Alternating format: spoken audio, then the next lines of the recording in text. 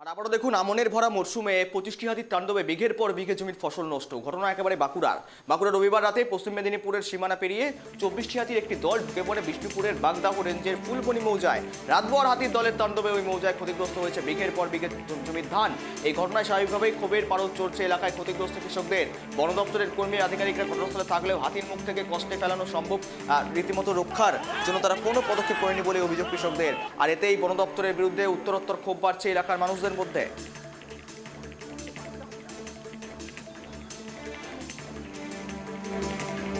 বন দপ্তরের উপর ক্ষোভ কৃষকদের। এক্সক্লুসিভ দেখাচ্ছি ছবি, দেখুন বাঁকুড়ার ছবি দেখাচ্ছে যেখানে কিন্তু রীতিমতো এবার সুবর্ণরেখা নদী পেরিয়ে ঝাড়গ্রামের পরে বাঁকুড়ার ছবি দেখাচ্ছে, সেখানেও একটি হাতির দল। এক্সক্লুসিভ দেখাচ্ছে, দেখুন লেজার লাগিয়ে রীতিমতো তাদেরকে অন্য পথে ঘুরপথে নিয়ে যাওয়ার ব্যবস্থা করা হচ্ছে বন দপ্তরের তরফ থেকে। ইতিমধ্যেই বিঘের পর বিঘে চাষের জমি ক্ষতিগ্রস্ত হয়েছে হাতির দাপাদাপিতে, হাতির রীতিমতো তাণ্ডবে। বাঁকুড়ার ছবি দেখাচ্ছি, ভরা মরশুমে 25 হাতির তাণ্ডব রীতিমতো কার্যত কৃষকদের মাথায় কিন্তু হাত ফেলে দিয়েছে এবং সেখানে রীতিমতো হাতির তাণ্ডবে বিঘের পর বিঘে ফসল নষ্ট হয়েছে ইতিমধ্যেই। আরও আপডেট নেওয়া যাক, সঙ্গে রয়েছে সঞ্জীব। এই ঘটনা কিন্তু প্রথমবার নয়, এর আগেও দীর্ঘদিন একই রকম ছবি লক্ষ্য করা গিয়েছে। আর আবারও রীতিমতো এই সময় আসতে না আসতেই দেখা যাচ্ছে হাতির দলের তাণ্ডব। রীতিমতো বন দপ্তরের ভূমিকা কি লক্ষ্য করছো? দেখো গৌরব, একেবারেই রাতের অন্ধকারে বাঁকুড়া জেলার বাঁকাদাহ রেঞ্জের ফুলবনি মৌজাতে 25টি বুড়ো হাতির একটি দল যে এই মুহূর্তে জমিতে আমন ধান রয়েছে, সেই ধান জমিতে ব্যাপক তাণ্ডব চালায়, আর যার কারণে ব্যাপক আর্থিক ক্ষতির মুখে পড়তে চলেছে ওই এলাকার কৃষকরা। যেমনটা আমরা জানতে পারছি যে গতকাল এই 25টি হাতির একটি দল মেদিনীপুর জঙ্গল থেকে বাঁকাদাহ রেঞ্জে পৌঁছেছে এবং সেই হাতিগুলি এই মুহূর্তে আতঙ্কের কারণ হয়ে দাঁড়িয়েছে ওই এলাকার কৃষকদের।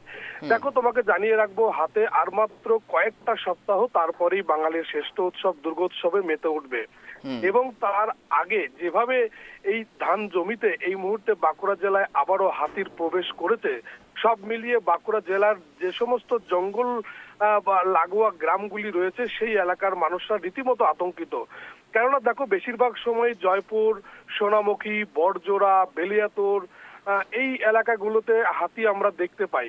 গত কয়েক মাস আগেও আমরা দেখেছি প্রায় 80টি বুনো হাতির একটি দল বিভিন্ন সময়ে জয়পুর, সোনামুখী, বড়জোড়ায় দাপিয়ে বেরিয়েছে। ব্যাপক ক্ষতির মুখে পড়তে হয়েছে কৃষকদেরকে। এখনো পর্যন্ত সূত্রে কি খবর, বন দপ্তর সূত্রে কি খবর, মূলত কতগুলো হাতি এখনো পর্যন্ত ঘোরাফেরা করছে, কি আপডেট রয়েছে?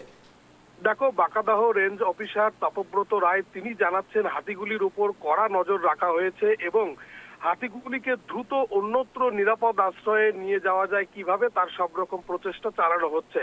তবে যেহেতু গতকাল ক্ষতির পরিমাণ একটু বেশি হয়েছে, তার মূল কারণ হচ্ছে এই হাতিগুলিকে দেখতে প্রায় 10,000 মানুষ জড়ো হয়েছিল ওই এলাকায়। স্বাভাবিকভাবেই হাতির দল অতিরিক্ত মানুষ দেখে বিচলিত হয়ে পড়ে এবং সেই হাতিগুলি নির্দিষ্ট করিডোরে না গিয়ে ধান জমিতে নেমে পড়ে এবং তখনই কৃষকদের ধানের ব্যাপক ক্ষয়ক্ষতি হয়। তবে বন দপ্তর জানিয়েছে যে যে সমস্ত কৃষকদের ক্ষতি হয়েছে তাদেরকে সরকারি নিয়ম অনুযায়ী যে ক্ষতিপূরণ দেওয়ার তা দ্রুত দেওয়া হবে। বেশ, ধন্যবাদ সঞ্জীব।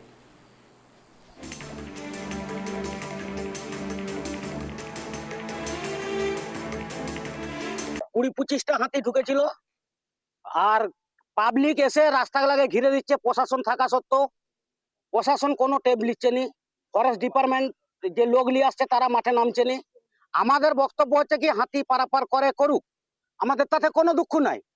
আমরা যাতে ক্ষয়রাতি পাই আর যাতে ভুলাপাটি যে দিক থেকে হাতি আসবে পিছন দিক থেকে সোজা বার করিয়ে দেয়। মানে কেন, কালকে কি হয়েছে? হাতি ওরা সাইডে দাঁড়িয়ে থেকে মজা দেখছে। এই মুহূর্তে 25টি হাতি আছে গরুবাসা বিষ্ণুপুর রেঞ্জের আন্ডারে। কালকে মোটামুটি মাঝরাতে হাতিগুলো ঢুকেছে, আমাদের আস্তাচল হয়ে ঢুকেছে। আমরা দুদিন ধরেই হাতিগুলো ঢোকার মানে বর্ডার এলাকায় ছিল।